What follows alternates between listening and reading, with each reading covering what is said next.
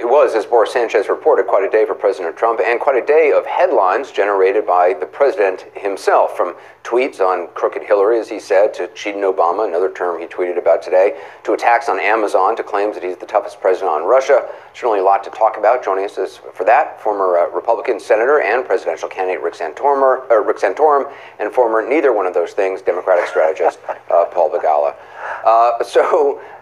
But a force in your own right, Paul. Let me start out with you, Paul. I mean, do you think, if this is the president feeling more comfortable in office, and his supporters may say, well, look, this worked for him during the campaign. We're seeing more of, he's talking about taking the oil again of Syria or Iraq. It seems like almost the candidate Trump in the Oval Office. Is that a good thing?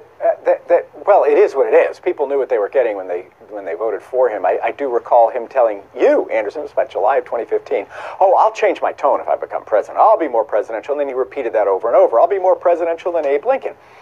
I think actually what's going on here is not that he's more comfortable, but less. I think he's terribly worried about the Mueller investigation, and he should be, for the reasons you just saw with Kerry and Jeff Toobin discussing earlier, that he is now clearly, well, not about to be indicted as the target. He's clearly a subject of the Mueller investigation. I think as he feels that pressure, including political pressure, losing special elections in places that he won by 20 points, like in Rick's old home of Southwest Pennsylvania, or in Alabama, which he won by 3,000,000%, I think. He just crushed in Alabama, and yet he just lost the Senate seat there. He feels these pressures, political and legal, and he retreats to his base. He goes back to the people for whom he said, I could shoot a guy on Fifth Avenue and they'll still support me. That's what he's doing here. It seems erratic, but I think there's a through line here, which is he's under pressure, he's frightened, and so he's retreating to his base. Senator Santorum, how do you see it? Yeah, I don't see it quite that way. I think what the president sees is that, his poll numbers actually are starting to creep up a little bit. The economy is doing quite well. He's getting, pretty good plaudits for a lot of his foreign policy. I mean, what he did with ISIS, what's going on with North Korea. There's criticism of his trade policies, but he's making some trade deals that are looking better for the United States.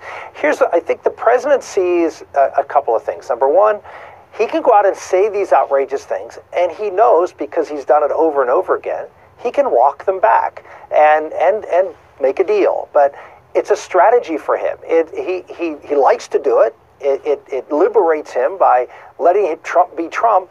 But he also realized that people don't really hold me to these things, so I can actually say what I want to say, do what I want to do, and still accomplish what is, I think, on balance, what a lot of people think are actually pretty good things for the American economy and pretty good things for us from a national security point of view. Yeah, I get what you're saying, Senator Santorum. Do you worry, though, about, Fareed Zakaria made the point before that the president's words in some cases are becoming weightless, that people just don't believe what he's saying. Your argument is, maybe it's a negotiating thing and it makes him feel better, but overall, do you think it weakens the presidency? I wouldn't say they're weightless. I think they show a clear direction of what the president wants to do. And I don't think his comments about Rocket Man, for example, in North Korea were weightless. I think they actually brought a fair amount of weight and brought the Chinese to do things that the Chinese hadn't done in a long time under Democratic or Republican presidents. And so, yes, I mean, I understand Fareed's point that you can't take the president necessarily literally, but I think you can certainly see that he says things about a direction he would like to take the country, sometimes over the top. I agree with that, but it clearly dictates that he wants to move in a certain direction, like building the wall, and he's not given up on that. He's not going to give up on that, and those are things that I think the American public actually likes. They like him to go out there and show that tough hand, and then come to a reasonable accommodation. His words are not weightless. Paul, I want to ask you. Go ahead. But I'm sorry, Anderson. But they are. Let me try to square the circle. They're not weightless. They're enormously weighty. They're weightless to him. He seems to not at all care about fidelity to the truth or fidelity to past statements, even of his own. But they're very weighty. The stock market has lost all of its gains since the Trump tax cut. Trump tax cut came in as very targeted corporate America. It really was designed for corporate special interests, and the stock market took off, and Mr. Trump thought that was terrific. His attacks on Amazon, a huge American corporation, and his trade war apparently ongoing with China and threatened against Canada and Mexico. Those, by the way, are 3 largest trading partners: Canada, Mexico, and China. And those two things, analysts say, have sent the stock market tumbling. These things matter. You're going to see farmers in the Midwest hit by Chinese retaliatory acts who are going to lose real income because of Mr. Trump's comments and his actions. And so there are real consequences. I think actually there are negative consequences for our country and even for our president. Senator, I want to ask you about something that the president tweeted out.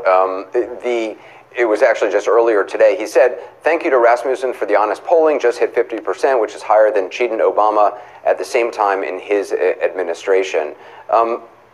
Do you have any idea, A, what the cheating Obama is a reference to? And again, is it appropriate for a sitting president of the United States to be talking this way or tweeting this way about a former president? No. I mean, I wish the president wouldn't refer to the former president of the United States in that derogatory manner.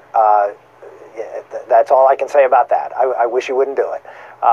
As far as the poll numbers, I mean, the president from the very beginning of his political time has been fixated on polls, and he pays attention to them. He really does try to get a sense of where the American public is and how they're viewing what he's doing. And I think he looks at the poll numbers showing that, by and large, the American, first off, the economy's doing well. The American public's pretty happy with that, and he feels pretty good about it. Paul, it is interesting, though. I mean, every now and then, I like to just kind of step back and realize how strange this is, that the President of the United States is talking about his predecessors, cheating Obama. He's still talking about crooked Hillary. If Mr. Obama had done that or George W. Bush had done that, you just can't imagine former presidents doing that, and now it just seems kind of normal. It does, and that's a shame. It's part of this president's war on norms, institutions, checks, and balances. He goes after his predecessors of both parties. He goes after the free press, attacking this network and others. He's now apparently waging war on Amazon because he doesn't like the Washington Post's fearless coverage of him. He attacks his own Justice Department, puts it in quotations, as if it's not really about justice because they're investigating potential crimes that may have occurred during his campaign. He attacks his own FBI. The federal judges, or so-called judges, are unable to rule because they're Mexican-American. He is a wannabe autocrat. That's the problem. He's going after anything that could be a check, and so he'll destroy any norm or any standard. And I think that's what the history is going to show about this man when it's all said and done. Mm. Paul Begala, Senator Rick Santorum, appreciate it. Coming up more next on those attacks on Amazon, Paul just mentioned what they could mean and what's really behind them ahead.